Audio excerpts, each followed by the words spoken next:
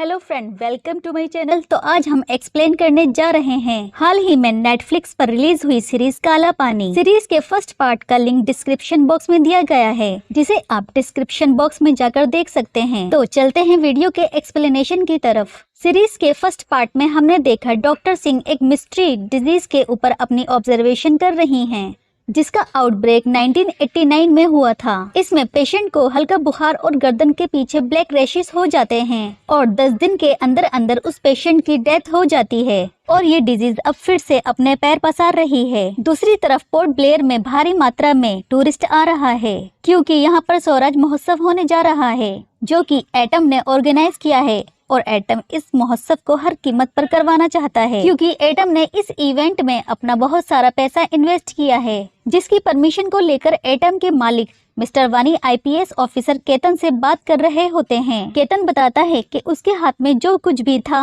वो अप्रूव कर चुका है, अब हेल्थ डिपार्टमेंट का क्लियरेंस बाकी है, जिसके लिए वो डॉक्टर सिंह से उस अप्रूवल पर कैसे न कैसे करके साइन करवा लेता है और डॉक्टर सिंह न चाहते हुए भी उस अप्रूवल पर साइन कर देती हैं। लेकिन फिर भी डॉक्टर सिंह अपने ऑब्जर्वेशन को चालू रखती हैं, जिसके चलते वो अपने एक पेशेंट के घर जाती हैं। तो वो देखती हैं कि उसकी फैमिली के सभी लोग मर चुके हैं। वो हेल्प के लिए आवाज लगाती है तो देखती है कि अब उस एरिया में कोई भी जिंदा नहीं बचा है। वो आगे जाकर देखती है तो उन्हें पता लगता है कि नदी का पानी इन्फेक्टेड है और इसी नदी से पूरे आइलैंड पर वाटर सप्लाई होती है। वो पानी की सप्लाई बंद कराने के लिए पहाड़ के ऊपर चढ़ती है, तभी उनका पैर फिसल जाता है और उनकी डेथ हो जाती है।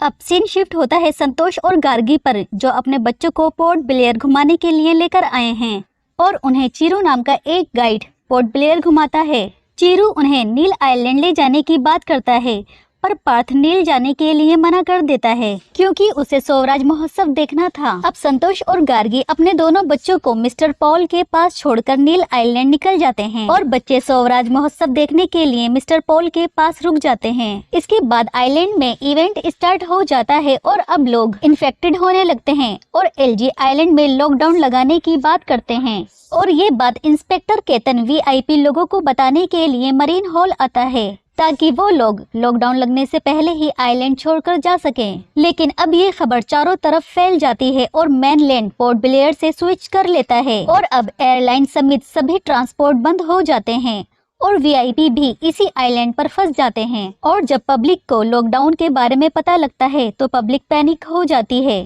और इवेंट में भगदड़ मच जाती है और वहीं पर ज्योत्सना बच्चों की हेल्प करती है और बच्चों को वहां से लेकर निकल जाती है। अब हमें पता चलता है कि मिस्टर वानी की वाइफ प्रेग्नेंट है और वो अपनी वाइफ के लिए एक आइलैंड खरीद लेते हैं और दूसरी तरफ नील आइलैंड पर संतोष की वाइफ गार्गी इन्फेक्टेड हो जाती है और वहीं पर उसकी डेथ हो जाती है। अब संतोष अपने बच्चों का पता लगाने के लिए होटल फोन करता है, लेकिन अब होटल भी बंद हो चुके हैं और अब ट्रांसपोर्ट भी सारा बंद हो चुका है। अब चीरू एक बोट हायर करता है और दोनों पानी के रास्ते पोर्ट ब्लेयर निकल जाते हैं, लेकिन उनकी बोट समुद्र में तूफान की वजह से आधे रास्ते में ही खराब हो जाती है और वो ओकारा ट्राइब के एरिया में फंस जाते हैं, जहां पर संतोष को पता चलता है कि चीरू अपने किसी इलीगल काम को पूरा करने के लिए उन्हें फोर्स करके नील आइलैंड लेकर आया था। अब जिसकी वजह से वो अपने बच्चों से दूर हो गया है और उसकी वाइफ भी मर चुकी है और इस बात पे संतोष चीरू से अलग हो जाता है। दूसरी तरफ एलजी को पता लगता है कि एटम के लोग शहर छोड़कर जा चुके हैं, तो एलजी केतन से पूछते हैं कि इतनी हाई सिक्योरिटी और लॉकडाउन के बावजूद भी वो आइलैंड छोड़कर कैसे जा सकते हैं। तो केतन बताता है कि पानी के रास्ते सिर्फ कंटेनर ही बाहर जा रहे हैं और जब उन्हें कंटेनर में ढूंढा जाता है तो सभी वीआईपी लोग कंटेनर से मिल जाते हैं। यहीं पर एलजी को पता लगता है कि मिस्टर वानी ने अपनी वाइफ के लिए एक आइलैंड खरीदा है, जहां पर सभी वीआईपी जाना चाहते थे,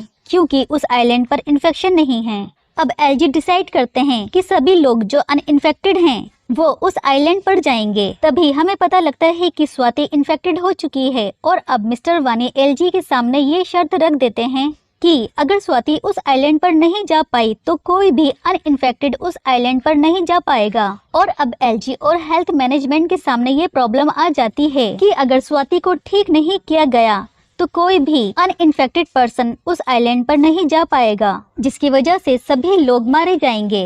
एपिसोड 4 की स्टार्टिंग में हम देखते हैं कि senior police officer mister Shiv Kumar LG को बताते हैं कि एटम के लोग चिंकिस आइलैंड पर सिर्फ वाटर पाइपलाइन का काम ही नहीं कर रहे थे, बल्कि एक और प्रोजेक्ट अटाउस पर भी काम कर रहे थे, जिसकी कोई डिटेल अभी तक हमारे पास नहीं है। एलजी अब उस प्रोजेक्ट की डिटेल निकालने के लिए बोलते हैं और शिव कुमार प्रोजेक्ट अटाउस की फाइल लेकर आइलैंड की तरफ निकल जाते हैं। दूसरी तरफ अब पूरे शहर में वाटर पाइपलाइन को बंद कर दिया गया है और लोगों के घर पर वाटर टैंक से पानी पहुंचाया जा रहा है। अब ऑफिसर शिव कुमार इंस्पेक्टर केतन के पास आते हैं और केतन से अपनी गाड़ी में पानी भर कर रखने के लिए बोलते हैं। तो इंस्पेक्टर केतन उनकी कॉन्फिडेंशियल फाइल देख लेता है और अटाउस प्रोजेक्ट की फाइल की अपने मोबाइल से फोटो खींच लेता है। इसके बाद हम ज्योत्सना को देखते हैं, जो कद्दू और पार्थ को अपने घर पर लेकर आ जाती है। वहाँ पर ज्योत्सना को पता लगता है कि कद्दू को बचपन से एक बीमारी है और लॉकडाउन के कारण दवाई न मिलने पर उसकी हालत अब बिगड़ने लगी है। ज्योत्सना अब वीनू को कॉल करती है और उसे बच्चों के बारे में बताती है। वीनू ज्योत्सना से कहता है कि उसे बासु अंकल के पास चले जाना चाहिए और उनके पास खाना, पानी और दवाई भी मिल जाएगी। अब ज्योत्सना दोनों बच्चों को लेकर बासु अंकल के पास जाने के लिए निकल जाती है।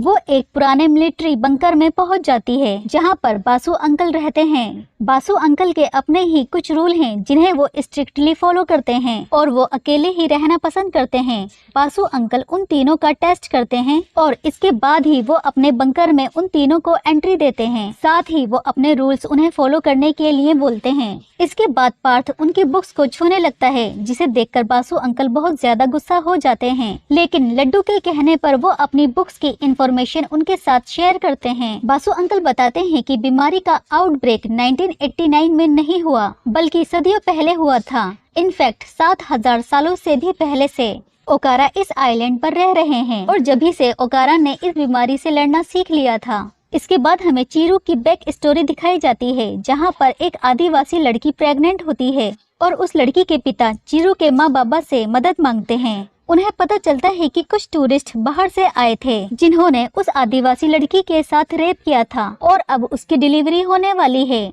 जब ये बात कबीले वालों को पता लगती है तो वो उस लड़की और उसके बच्चे को जिंदा जलाने की कोशिश करते हैं। तभी उसके पिता अपनी बेटी को लेकर वहाँ से भाग जाते हैं। इसके बाद चीरू के माँ बाप उस लड़की को हॉस्पिटल में एडमिट करवा देते हैं और उसके पिता को एक घर में छुपा देते हैं। लेकिन कबीले वाले उसके पिता को ढूंढ लेते हैं और उसे फांसी लगा देते हैं। दूसरी तरफ आदिवासी लड़की एक बच्चे को जन्म देती है, जिसके बाद उसकी डेथ हो जाती है। इसके बाद हमें पता चलता है कि चीरू ही वो बच्चा है जिसे आदिवासी लड़की ने जन्म दिया था। इसके बाद सीन शिफ्ट होता है पार्थ पर। पार्थ बासु अंकल से पूछकर 15 मिनट के लिए वॉक पर बाहर जाना चाहता है और बाहर जाकर वो एक बिल्ली को खाना खिलाता है। अब पार्थ उस बिल्ली को डेली खाना खिलाने लगता है और एक दिन वो बिल्ली मरी हुई मिलती है, जो कि LHF से इन्फेक्टेड थी। और पार्थ अब नोटिस करता है कि उसकी गर्दन के पीछे भी ब्लैक रैशेस हो गए हैं, जिसे देखकर पार्थ बहुत रोता है और वो वापस बंकर में जाकर किसी से भी बात नहीं करता। कद्दू उसके पास आकर बताती है कि वो अब मम्मी पापा से मिलने के लिए कैंप जाने वाले हैं। तो पार्थ उसे अपने आप से दूर रहने के लिए बोलता है और उसे वहाँ से भगा देता है। अब पार्थ चुपके से बंकर को छोड़कर जाने लगता है, लेकिन मिस्टर बासु उसे देख लेते हैं और वो पार्थ से कहते हैं कि वो उसके आखिरी वक्त तक उसके साथ रहेंगे। दूसरी तरफ ज्योत्सना कद्दू को इवैक्यूएशन कैंप तक ले जाने के लिए निकल जाती है, क्योंकि अब सभी अनइन्फेक्टेड लोग उस कैंप तक पहुंच रहे हैं एक सेफ आइलैंड पर जाने के लिए। ज्योत्सना को भी कहीं न कहीं ये लगता है कि कद्दू के पेरेंट भी उस कैंप में पहुंच गए होंगे। कद्दू ज्योत्सना से अपने भाई के बारे में पूछती है तो ज्योत्सना उससे कहती है कि पार्थ पहले ही निकल चुका है। अब सीन शिफ्ट होता है इंस्पेक्टर केतन पर, जो डॉक्टर रितु के पास आता है। डॉक्टर रितु केतन को उस प्लांट के बारे में बताती हैं और उसे मैप दिखाती है। अब केतन डॉक्टर रितु के साथ उस प्लांट की लोकेशन देखने के लिए जाता है, जहां पर उन्हें चीरू मिलता है। पुलिस चीरू को पकड़ लेती है और चीरू के पास से एक लॉकेट मिलता है। इंस्पेक्टर केतन चीरू को बताता है कि ये लॉकेट ओकारा उसको देते हैं, जिसके साथ उनका खून का रिश्ता होता है। चीरू बताता है कि ये लॉकेट उसकी माँ के पास बहुत सालों से है। अब उस लॉकेट को देखकर चीरू को अपने ऊपर डाउट होता है और तभी वहाँ पर पुलिस को वो आदिवासी मिल जाता है जिसे चीरू ने किडनैप किया था।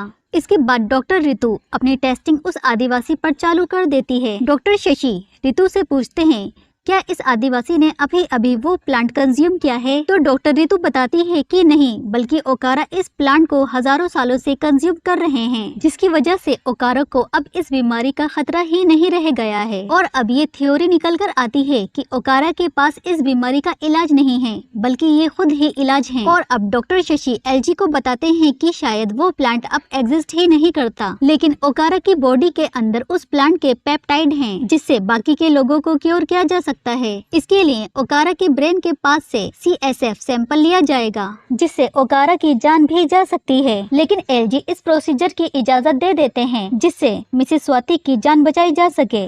और इसीलिए मिसेस स्वाति की जान बचाना बहुत जरूरी है, क्योंकि मिस्टर वानी की ये शर्त थी कि अगर स्वाति उस आइलैंड पर जाएगी तभी बाकी के अनइन्फेक्टेड लोग उस आइलैंड पर जा सकेंगे। अब सीन शिफ्ट होता है संतोष पर, जो कि एक गुरुद्वारे में होता है। और जब गुरुद्वारे में हेल्थ मैनेजमेंट आता है तो संतोष उनकी एम्बुलेंस चुराकर पोर्ट ब्लेयर की तरफ निकल जाता है। और एम्बुलेंस में फोन आता है कि एक घर से 2 लाशों को उठाना है। जब संतोष वहाँ पर उन लाशों को उठाने के लिए जाता है तो हम वहाँ पर मिस्टर बासु को देखते हैं और हमें पता चलता है कि उनमें से एक लाश पार्थ की है। और जब संतोष मिस्टर बासु से पार्थ का नाम सुनता है तो संतोष शॉक्ड हो जाता है और उसे पता चलता है कि इनमें से एक लाश उसके बेटे की है। और अब संतोष बहुत रोता है। इसके बाद हम चीरू को देखते हैं, जिसे अब पता लग चुका है कि वो ओकारा ट्राइब से बिलोंग करता है और वो अब अपनी गिल्टी को दूर करने के लिए हॉस्पिटल जाता है। वो डॉक्टर से कहता है कि वो इस आदिवासी को छोड़ दें और इसकी जगह उसके ऊपर टेस्टिंग करें,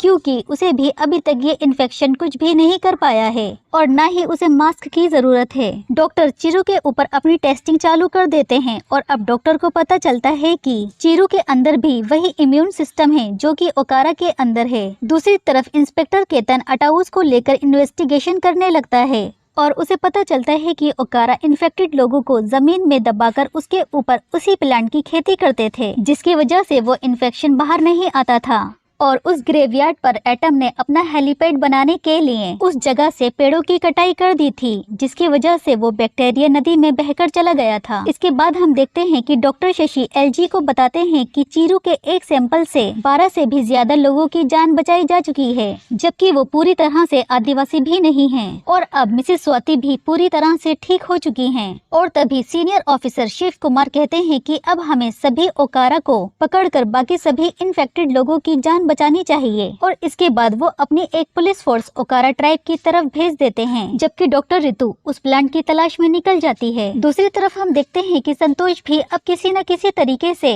इवैक्यूएशन कैंप तक पहुंच जाता है, जहां पर उसे उसकी बेटी मिल जाती है। वहां पर हेल्थ मैनेजमेंट इन्फेक्शन की टेस्टिंग करने के बाद अनइन्फेक्टेड लोगों को ग्रीन बैंड देते हैं। संतोष और उसकी बेटी को ग्रीन बैंड मिल जाता है। कद्दू शिप पर बैठने से पहले ज्योत्सना को बाय कहने के लिए आती है, तो ज्योत्सना देखती है कि कद्दू की गर्दन पर भी अब ब्लैक रेशेस आ चुके हैं। वो संतोष से हेल्थ मैनेजमेंट को इस चीज की इंफॉर्मेशन देने के लिए बोलती है, लेकिन संतोष ज्योत्सना से कहता है कि उसकी बेटी को यहाँ से जाने दो, हो सकता है वो वहाँ पर जाकर ठीक हो जाए। लेकिन ज्योत्सना संतोष से कहती है वो अगर खुद ये इंफॉर्मेशन हेल्थ मैनेजमेंट को नहीं देगा तो वो खुद ही हेल्थ मैनेजमेंट को इन्फॉर्म कर देगी। और जैसे ही ज्योत्सना फोन करती है तो संतोष उसको गला घोटकर मार देता है और सेफ आइलैंड में जाने के लिए शिप पर जाकर बैठ जाता है और कद्दू की गर्दन पर ब्लैक रेशेस को उसके बालों से ढक देता है। और यहीं पर इस मूवी का एंड हो जाता है।